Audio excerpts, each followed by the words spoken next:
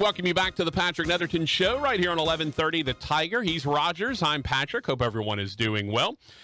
And we're pleased to welcome in an old friend. We haven't talked to Doug in quite a while. Obviously, last year was a little bit crazy with everything going on, but we got to catch up with him. NFL editor, writer for USA Today, and one of the smartest guys when it comes to the NFL. He is Doug Farrar. Doug, what's up, brother? Well, thanks, Patrick. Thanks for the kind words. The check, as always, is in the mail. Yes. And I appreciate it. Yeah, it's obviously last year was kind of bizarre. Everything was crazy, but last year was correct me if I'm wrong, kind of good for you, though, correct? Yeah. Well, I mean, your Twitter profile shows that you did pull off something kind of nice in the last couple of years. Oh, I got married. Yes, there you go. Yes, sorry, I could have just been blunt, but I was trying to lead you that way. The season was good. I mean, it was different. I don't know about good. Yes, life was good. Laura and I are very happy. I very much outkicked my coverage, and for some reason she's sticking around, so it's all good. It's funny because I mentioned to you when you said that on Twitter, I said, I don't know what it is when you're single, though. Does that mean your coverage is smothering or you just didn't kick? Like, I've been single the whole time. I don't know what's the proper thing to say for when you're single. Maybe my coverage team is too good.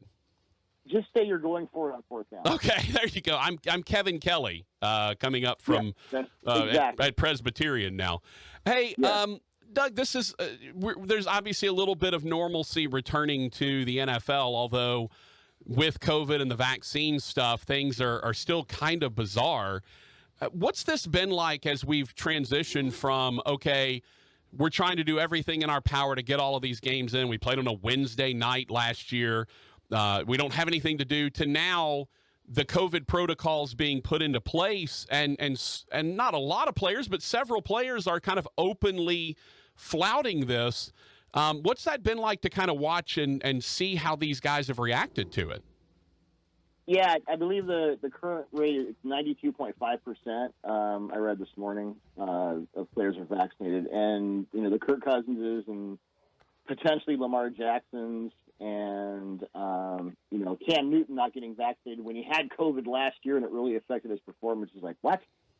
Carson Wentz, obviously, who's been dealing with close contact recently. Mm-hmm. So it's some star players making a lot of noise. The good news is that most players are vaccinated. And I think last year with moving the games around, the Steelers had that, where they had to move it 4 times. Right. And the Ravens had 18 people because of one string coach. I think last year we were also flummoxed by the whole thing. We were all just kind of gobsmacked trying to figure out what the heck to do. So the NFL was going to move that around. The NFL has said this year, if this happens to your team, you're going to forfeit the game. If your strength coach goes rogue and nobody's wearing a mask and you lose 18 guys to the COVID list, it's an L. And move on. Yeah, that's the one thing we talked about is the benefit of the doubt is gone now. Yes, as it should be. Last year, nobody knew what was going on. We were all just running around, bumping into each other, going, and that requires a more measured approach. Obviously, we know a lot more about what's going on, and I know your listeners, as most listeners, may be divided on that subject. But as far as the NFL is concerned, this is the way it's going.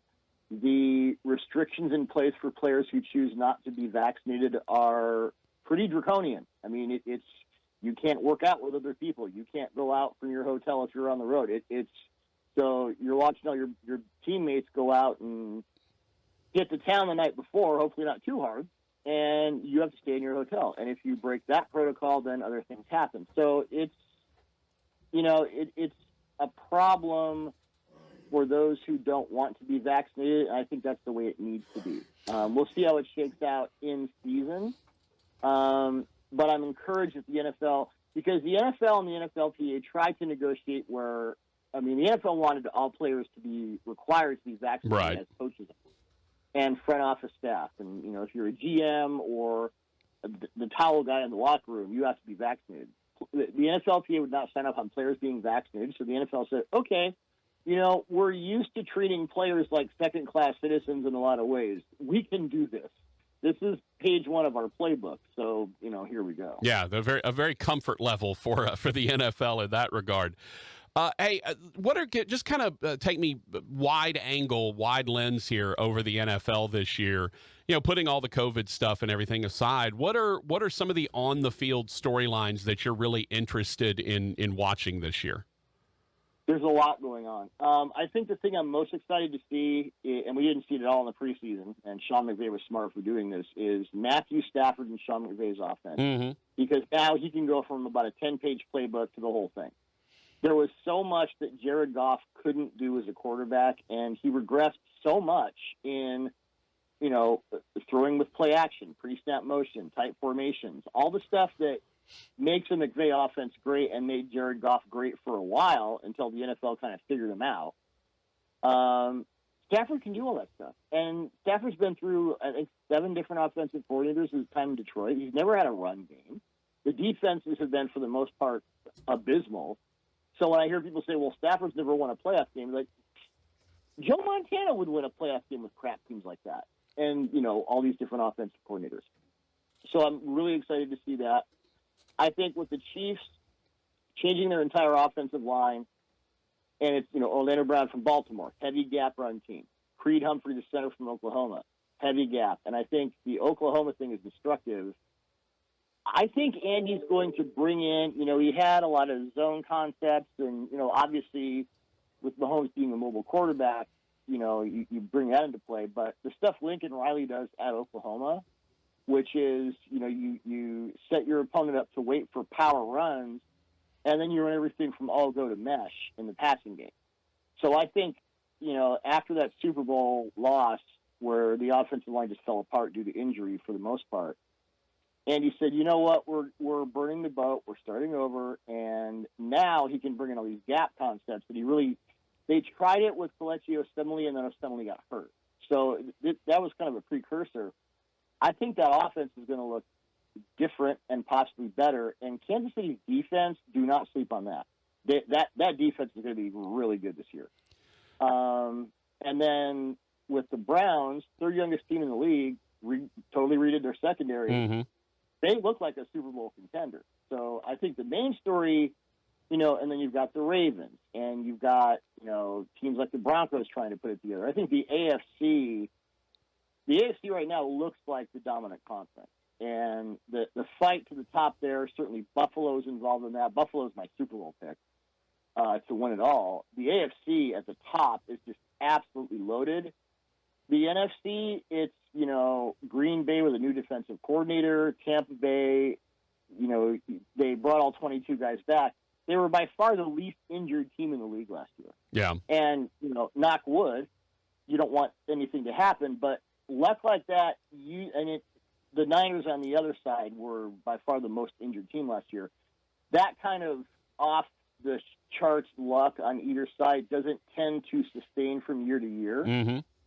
Just the laws of probability. So, the NFC to me it's more interesting in that you could see 4 or 5 teams come up out of the depths and just, whoa, they're in the playoffs? What? So, I think in the AFC, it's just that crazy fight to the top. With the NFC, it's a lot more wide open.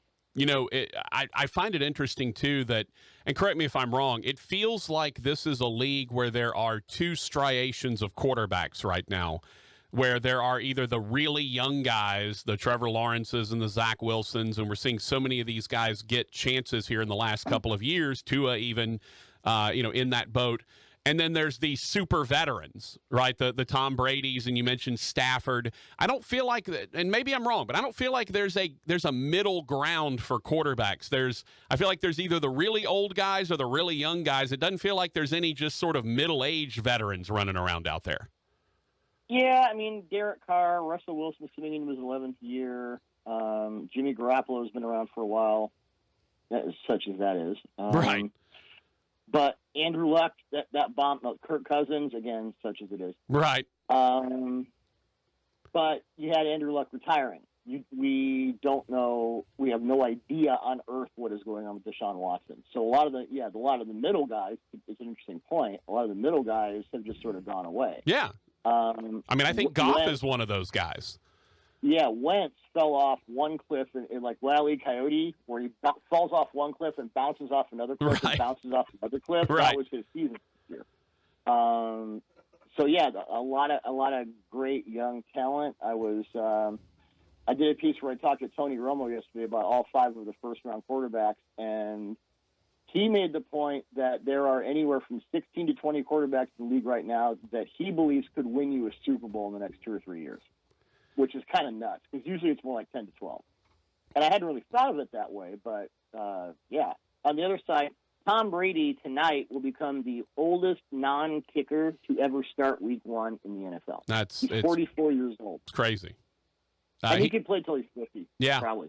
The other thing that I find so fascinating about this is for whatever reason, you don't have 32 good quarterbacks, right? As much college football is being played out there, as many teams as there are from FBS, FCS, D2, D3, NAI, whatever, how do you not have 32 competent quarterbacks? I don't know how that's possible that you can't have one position that is so glaringly weak when it comes to starters.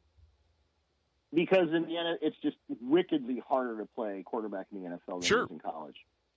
I don't care if you're facing SEC defenses every year. It's still so much harder in the NFL because in the NFL, it's like, okay, let's say you're playing for, let's say you're Matt Corral and you're playing, ACC and SEC defenses. Mm-hmm. The 2 best guys on every defense you face, that's all 11 of every defense you face in the NFL. Sure. That's the first part. Yeah. Everyone is all conference. Everyone is bowl game ready. Plus, then they've got the NFL experience. The schematic diversity on defense in the NFL, especially in the last 2 or 3 years, is mind-boggling compared to what it is in college. And because you've got the old school and the new school, you got guys like Phil Snow coming into Carolina, and he's taking a lot of the college concepts in. And as much as your receivers are better, the playbooks are, for the most part, you're going from, you're going from a restaurant menu to the Manhattan phone book back when they had phone books. So there's so much more to take on, and it's why it's so rare for, like, say, Justin Herbert last year to come in out of an Oregon offense that really did him no favors, and all of a sudden, blammo, he's like the best, the most efficient quarterback in the NFL in 3rd and 6 and more, one of the best guys under pressure, one of the best guys with zone coverage. A lot of the things that usually a quarterback will struggle with in the NFL, especially in the rookie seasons, it's really rare for a guy like Herbert to come in and just sort of nail it all. Yeah. I think that's true. And there are position deficits all over the league. I mean, you look at, I was talking to your friend this morning, like Mike Zimmer, Mike Tomlin, and Pete Carroll are probably the 3 best secondary coaches of their eras in the NFL. Mm-hmm. And all 3 of those secondaries right now are an absolute mess. Yeah. So even the best coaches, the guys who know how to identify the talent, you don't always get it. Yeah, I mean, at least you make it the wrong guy. I mean, I'm not convinced that Jacksonville's offensive staff is going to do everything it can to help Trevor Lawrence. And you get situations like that where guys are just in the wrong fit for what they want to do. All right, last couple things with Doug Farrar from USA Today. Obviously, we're here. We're in an unusual circumstance. We're in Shreveport, Louisiana. We're actually closer to Dallas than we are to New Orleans, but there are there's a bunch of Saints fans here, and there are a bunch of Cowboys fans here. It's the weirdest market that you could possibly be in when it comes to the NFL, because we don't have a team of our own, but a ton of Cowboys fans, ton of Saints fans. By and large, they don't like each other. So kind of give me an idea of what we'll see from the Cowboys and from the Saints this year. I think from the Cowboys, as long as Dak Prescott is healthy, you'll see a top 3 offense, or at least a top 3 passing offense. I'm not sure about Zeke. The tread is starting to show on the tires. The defense, I don't know. I think Dan Quinn is better than Mike Nolan, but Dan Quinn likes to play cover 1, cover 3, and the Cowboys were awful at that last year. The only thing they did well was dime. And by the way, Tom Brady threw a bunch of picks against dime last year. So if you're Dan Quinn, I'm running every defensive back I have out there on every play. Heck with the run. You can run the ball. Throw your running backs out there, sure, why not? But that defense is a problem. I think with the Saints, defense is not a problem. Top 3 defense last year. The question is Jameis, of course. And I think what we saw in the preseason, they had a nice balance between Sean Payton presenting easy openings for Jameis underneath and Jameis being able to make his shot plays downfield. Marquez Callaway, my goodness, where this guy comes from. Yeah. Because the thing with Jameis is usually with a quarterback, when your first read is closed, you kind of clench up. With Jameis, if his first read is closed, he's like, okay, here comes the howitzer. Yeah. And that's how you get 30 picks in a year. I think that could really work out. I'm highly intrigued to see, because he's already had a year in the Sean Payton incubator. And now he gets to be the guy.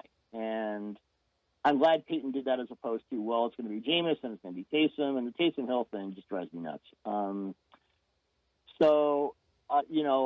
I think, and Breeze's play had, I hate to say this because, he's an amazing player, obviously first ballot Hall of Famer. The deep ball had declined in the last couple of years. He wasn't quite what he used to be.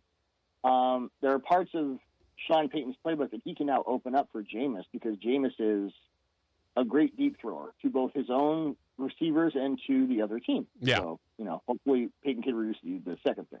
Well, and hopefully Jameis can see everything now that he's had his LASIK surgery, so he doesn't have to squint at anything anymore. It's interesting because I've made jokes about it. We all make jokes about it. I mean, like at a base level, it kind of helps to be able to see 30, 40 yards downfield, see the guy break on the route, be able to throw the anticipation. I think it certainly helps. It's interesting how much sight does help when you're playing football. There's no doubt about that. Doug, you're the best. Thank you so much for your time, man. We do appreciate it. Oh, by the way, you said you got the Bills winning it. Who do you have them facing? I have them facing the Packers. Okay, Bills-Packers with the Bills coming away with the championship. Let's do this again much sooner than 2 years, Doug. We love having you on. You're such a great wealth of knowledge for the NFL. And, hey, happy opening night, my friend.